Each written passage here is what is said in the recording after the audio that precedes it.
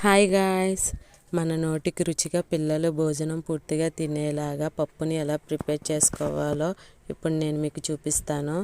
వీడియోలోకి వెళ్ళిపోదాం రండి. ముందుగా ఒక మ్యాంగోని తీసుకొని మ్యాంగోని పీల్ చేసేసుకోవాలి. టమాటోస్, పచ్చిమిర్చి, ఆనియన్, మ్యాంగో వాష్ చేసుకొని కట్ చేసి పక్కన పెట్టుకోవాలి. అలానే పప్పును కూడా వాష్ చేసేసుకోవాలి. ఇప్పుడు ముందుగా మనం కట్ చేసి పెట్టుకున్న వెజిటేబుల్స్ అన్నీ పప్పులో వేసేయాలి. చూడండి, వీడియోలో చూపిస్తున్నట్టు వేసేసుకోండి. వేసుకున్న తర్వాత స్టవ్ వెలిగించుకోవాలి. స్టవ్ వెలిగించుకొని మనం కుక్కర్లో మిక్స్ చేసి పెట్టుకున్న పప్పుని స్టవ్ పైన పెట్టేయాలి. చూడండి, కుక్కర్ పెట్టేసాం కదా. ఇప్పుడు కొంచెం పసుపు, అలానే రుచికి సరిపడా సాల్ట్ వేసుకోవాలి. వేసుకున్న తర్వాత ఒక స్పూన్ కారం వేసుకోవాలి.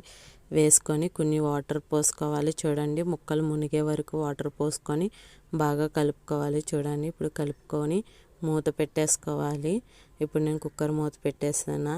2 విజిల్స్ వచ్చేదాకా ఉడకనిచ్చి స్టవ్ ఆఫ్ చేసుకోండి. ఇప్పుడు పోపు దినుసులు ప్రిపేర్ చేసుకుంటున్నా. చూసారా, ఆవిరి మొత్తం బయటికి పోయింది. ఇప్పుడు కుక్కర్ మూత తీస్తున్నా. చూసారా, పప్పు కొంచెం ఉడకలేనట్టుంది కదా.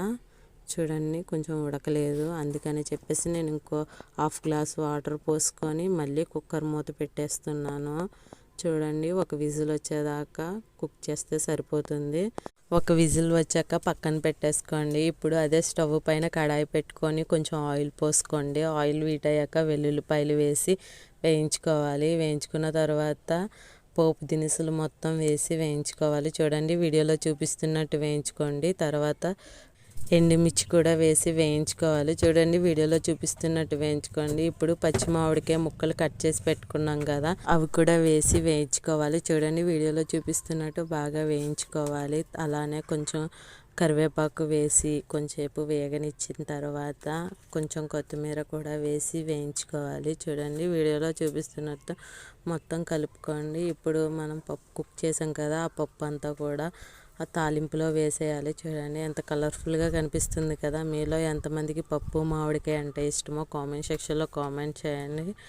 ఖచ్చితంగా పిల్లలకు కూడా చాలా బాగా నచ్చుతుంది. అసలు పప్పును వదిలిపెట్టుకోకుండా అన్నం మొత్తం పూర్తి చేసేస్తారు. మా వీడియోస్ కనుక నచ్చితే లైక్, సబ్స్క్రైబ్ చేసుకోండి ఫ్రెండ్స్. ప్లీజ్ మీ సపోర్ట్ మాకు అందిస్తారని మనస్ఫూర్తిగా కోరుకుంటున్నాం. ఇలాంటి మంచి మంచి వీడియోస్ కావాలంటే మా వీడియోస్ని లైక్ చేయండి, షేర్ చేయండి, సబ్స్క్రైబ్ కూడా చేసుకోండి.